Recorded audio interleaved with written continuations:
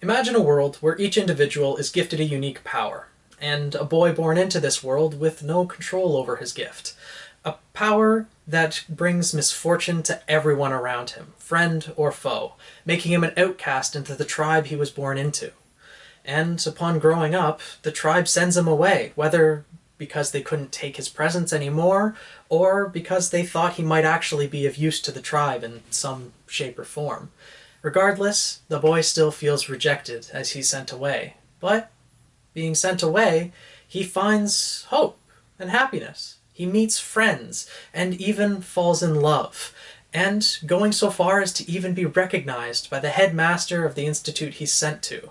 Being opened up to the truth of the world, however dark it may be, he finds that he might be able to do some good and bring a positive change to this world where he's only known to bring misfortune. And along this journey, he even has a child and creates a family with the one he loves. But his happiness ends there. On this journey to do good in the world, his wife falls on one of the missions, and he loses her, knowing that he can't raise a child on his own with the power that he has. He can't risk bringing misfortune to this child whom he must care deeply about.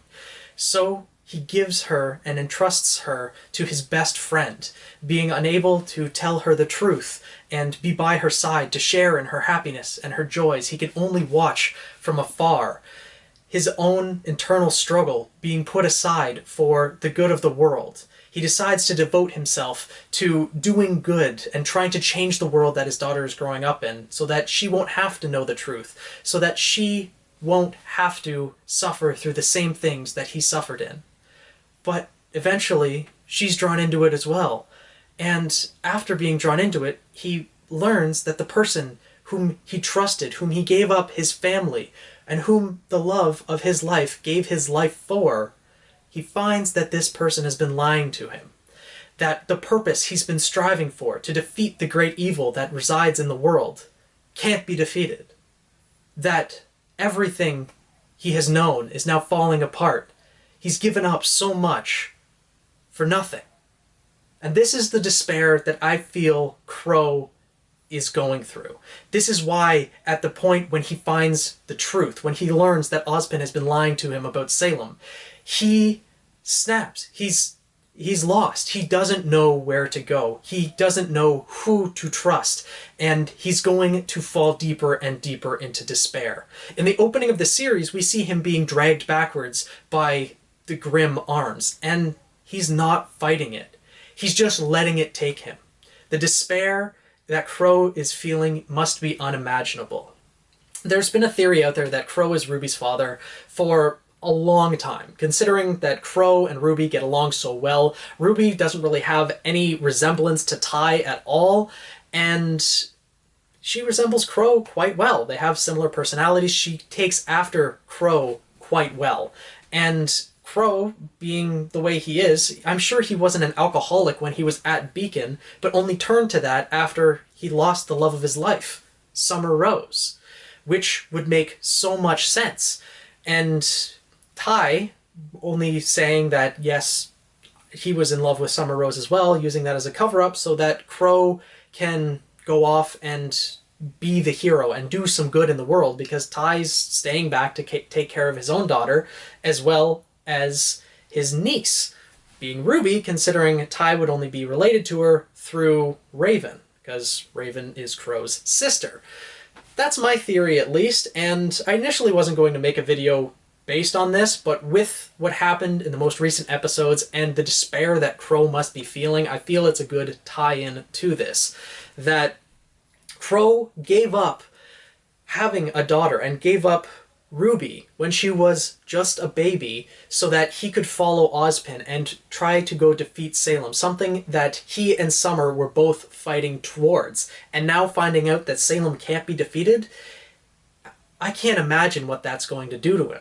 Because he gave up the 16, 17 years he could have spent with his daughter. Granted, a factor of him giving up RWBY was also due to his own semblance, that he probably figured he couldn't have a child, especially a baby who can't care for themselves, when you have a semblance like that.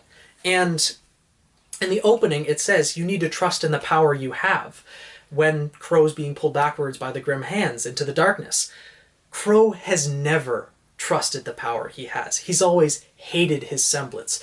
When he first revealed his semblance to Team Ranger back in Volume 4, you could tell the disdain in his voice, how he has always been on his own, except for Team Stark. That's when he's been talking about his past, the one time he's happy is when he's talking about Team Stark, where he found happiness, where he met Ty, met Summer, the friends, and the love that he had. That was the time that he was happy. And ever since he lost Summer, it's been on a downward spiral since then. And now it's going to hit an all-time low. And I can only hope that in the coming episodes, RWBY is going to be of some comfort to him.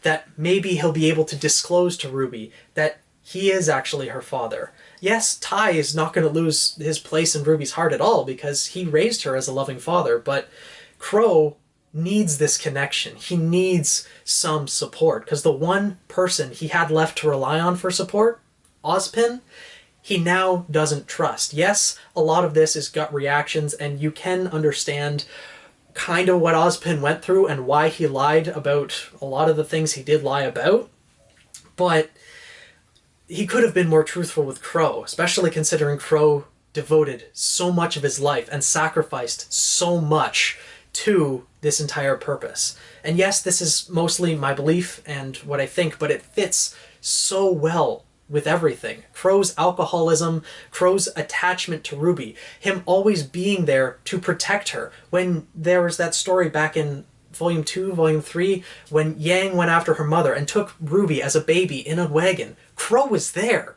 Qrow wasn't there for Yang, because, frankly, he has no relation to Yang other than Raven.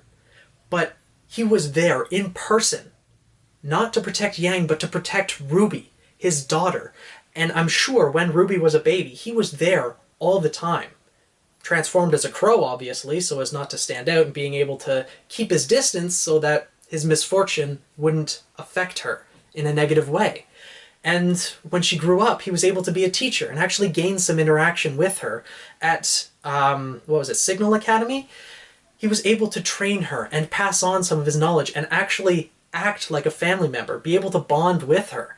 And you can see that whenever Qrow is interacting with RWBY, they have such a close connection. And I really hope that it is fostered throughout this series and they get to be a family unit and develop that relationship. And that RWBY can be the light in Qrow's life, now that all other light is gone and he is falling into darkness. He needs that connection. And I hope that RWBY will recognize what he's going through and that he needs the help. He has no one to lean on, and she needs to be there for him. I'm hoping that's the way they go, and I hope that eventually Qrow will come to see eye to eye with Ozpin, obviously never trusting him again, but be able to come out of his despair, learn to trust in himself, and trust in more people as well. Especially trust in himself, because Qrow's been able to trust other people before, and although he goes mostly into solitude due to his own mistrust of his own semblance, there's also the fact that he's not really trusting people to take care of themselves. He's now starting to trust Team RWBY and Team Ranger by traveling with them, mainly because Ozpin's there and, the relics are there and they need to protect those, but there's a lot that needs to happen with Qrow emotionally. He needs to get out of this rut that he's in, and unfortunately it's going to get worse before it gets better.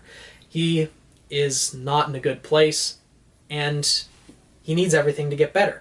And now I want to also mention that Summer Rose, we don't know what happened to her. I'm only assuming that she died on one of her missions. I'm only assuming in this case that she's dead at all.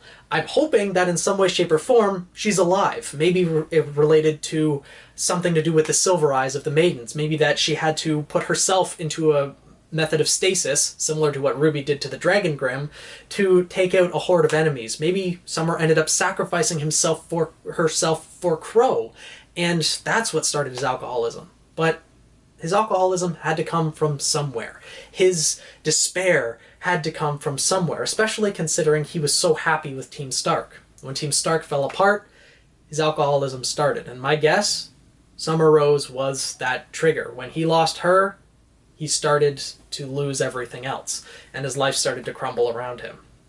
So overall, I know there's a lot of people who do think that Qrow is RWBY's father as well.